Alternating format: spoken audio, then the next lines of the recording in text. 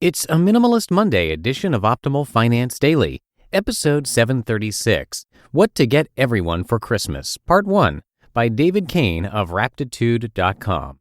And I'm your host and narrator here on the show. My name is Dan, and a very happy Monday to you, and a Merry Christmas Eve as well.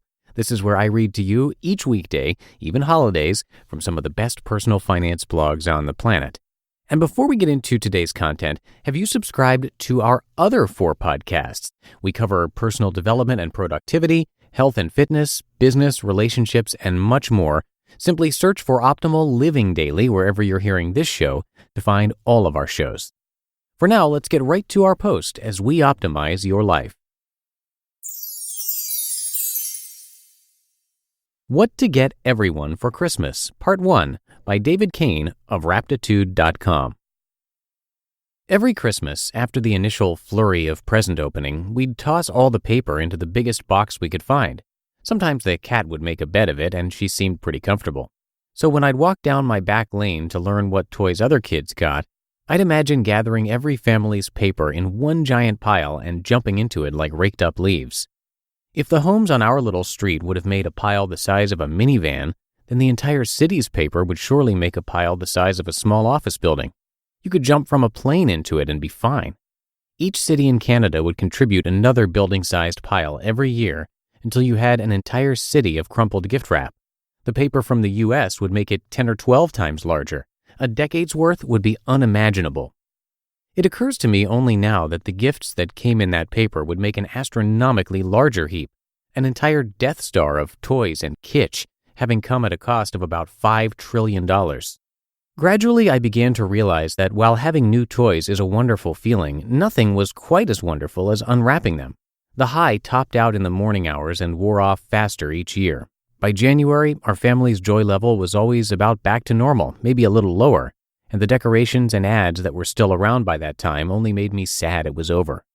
The new stuff was still around, but it was no longer so new. And Christmas didn't leave me with the net gain it seemed to promise. What we were really buying was the swell of awesome feelings that crested at about 9 a.m. on the 25th and then gently drained back to sea level. The items we end up giving or getting at Christmas are usually entirely ephemeral. A typical American or Canadian has received thousands of dollars in Christmas gifts throughout his or her lifetime and would be hard-pressed to remember getting the vast majority of them, let alone tell you what those gifts are doing for them now. Ultimately, they're brought up to stir the magic and promise of Christmas, and they do, but often that's all they do. The bulk of consumers' Christmas trillions is spent trying to buy an intangible thing that we can call the magic of Christmas. Some of this magic certainly comes from outside the shopping aspect, the closeness of family, the warmth of sweaters, and boozy board game sessions. But that's the free part. The vast majority of the spending arises from chasing the ecstatic feeling of Christmas morning one felt as a child, even if you're grown up now and only want it for your children. The rest of the year we would call this feeling abundance. It's not a feeling particular to Christmas, but for a lot of kids, Christmas morning represents the abundance feeling at its peak concentration. The first days of summer break gives a similar high, but it's spread over a much longer period, and so it's never quite as dazzling. There is also a minor spike in the fall, the evening of Halloween.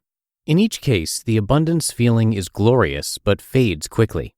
I don't want to dismiss the lasting meaning of this magic or these gift-opening experiences. Some of my best memories are of those glowing days surrounding my childhood Christmases, but the gift-receiving part was absolutely central to making those days glow for me, and I think this is true for almost every child. Experiences of abundance are intoxicating and unforgettable, and we seek them everywhere in life. But for many of us, we never find them so dependably as we do at Christmas. There are ways to create abundance that are far less costly than through traditional Christmas shopping, though, and which keep it going much better. Only later in life would I start learning to get that abundant feeling from simple luxuries like walls, socks, food, and visits with loved ones, and would it appear more evenly throughout the year. Gifts that give. Christmas gives most generously to those who are doing the selling. The vast majority of everyday people are on the losing side of the enormous exchange of value that takes place during the holidays. As nervous as the word inflation makes people, cash itself does a much greater job at retaining its value than most of the stuff we spend it on, and this is doubly true at Christmas. The holiday mallgoer typically trades money for things whose value fades much more quickly, and never had as much to begin with. Imagine buying an investment that's almost guaranteed to lose half its value in 24 hours. That is the range of investment quality we're talking about for most of the shopping that goes on in December. That's because we don't think of Christmas purchases as any kind of investment, and even if we did, we don't know another way to go about it. The pivotal understanding in moving from unhealthy finances to healthy finances is learning this. Feelings are what you're actually trying to buy with every purchase. Everything we want amounts to a feeling we want, and so everything we buy amounts to an attempt to buy a source of emotional experience, even if we don't realize it. This is true throughout the year, but at Christmas in particular, we open our wallets out of conditioning and momentum rather than a clear-minded reflection on the real value gained for either ourselves or the recipient. When you feel like you're buying abundance, it seems like you can never buy too much. In terms of the joyful feelings and quality of life we're actually seeking with our purchases, there's a vast range in return on investment. Some people make terrible investments their whole lives by making purchases that are enormously expensive, give only a few moments of pleasure, and come with a bag of potential health and social issues. Hard drugs and prostitutes as an extreme example. Every year, a gazillion consumer dollars go towards buying similarly short-lived feelings, often junk that may make someone smile for 10 seconds when they open it, but never does anyone any other good. The joy per dollar rate for most Christmas gifts is probably pretty low in most families. When you think that people often go into high-interest debt to fund this losing exchange, it goes from silly to sad. To be continued. You just listened to part 1 of the post titled What to Get Everyone for Christmas by David Cain of Raptitude.com. And this is a bit of a longer post, so I broke it into 2 and I'll finish up the rest for you tomorrow.